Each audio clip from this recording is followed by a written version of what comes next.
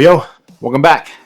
I want to do a quick little tutorial on how to tell if your amp is blowing on your PortaPack H4M, your PortaRF, your PortaPack H2, and a quick little just run through of how you can easily tell if your amp is blowing. On this PortaRF over here, PortaRF, I'm tuned to 1090, and you can see I have a steady green line as well on the same over here on the H4M.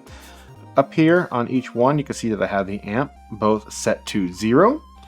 Now, this H4M over here with a HackerF board that came out of H2 does have a fried amp. I fried that a long time ago. That was a unit that I kind of started this channel with. I know for a fact that this amp is fried, and to show you that, I have this one over here. I'm going to turn this amp on to 1, and you can see here that that green line did not change at all. It stayed in the green. Now over here on this unit, for instance, if I go ahead and I want to kind of make this line more defined, but upping my LNA and VGA.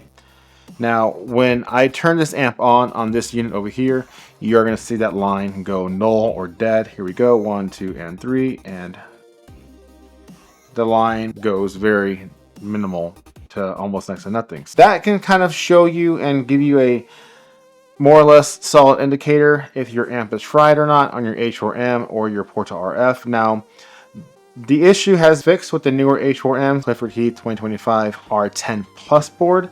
That does fix that, and I've heard that the PortaRF also fixed that. I have not been able to tell for sure or not because obviously this amp is still good. I really don't want to fry my own amp on the PortaRF to do this, but if I do fry it on accident, then I will do a video and a follow-up video on this video to describe that don't fry your amp. A few features of how not to fry your amp would be don't transmit too closely from unit to unit, right? Don't do that. Always have an antenna plugged in when you're turning the unit on, and that goes from any device, from any kind of radio, any kind of, even like your Flipper Zero boards that have like a sub-gigahertz stuff.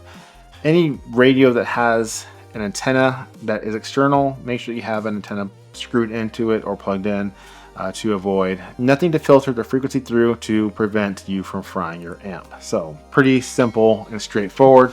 Again, always have an antenna plugged in on your device when you turn it on. Make sure that you're not transmitting too close. These are minimal wattage, obviously, but if I was to key up a UV5R by Baofeng or the Quashang KV something, right?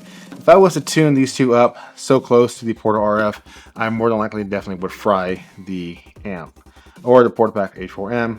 Just make sure that when you're testing your stuff out, make sure that you have a good maybe 3 to 4 feet-ish in between, and just kind of have your LNA VGA low. That way you're not going to be overbearing your frequency coming in, and to prevent yourself from frying your amp. I hope this video helps somebody out there that may be wondering if their amp on their PortaRF, their HackerF, or their H4M or H2, if their amp is fried or not. Pretty simple, straightforward little setting. I'm just in the audio RX setting, and then just find any kind of frequency that has a good line. You can always just do a quick little scrub through of anything, and then find that solid line. Anyways, thanks for watching. Appreciate your time as always. Like, subscribe, that stuff, and I'll see you guys in the next video.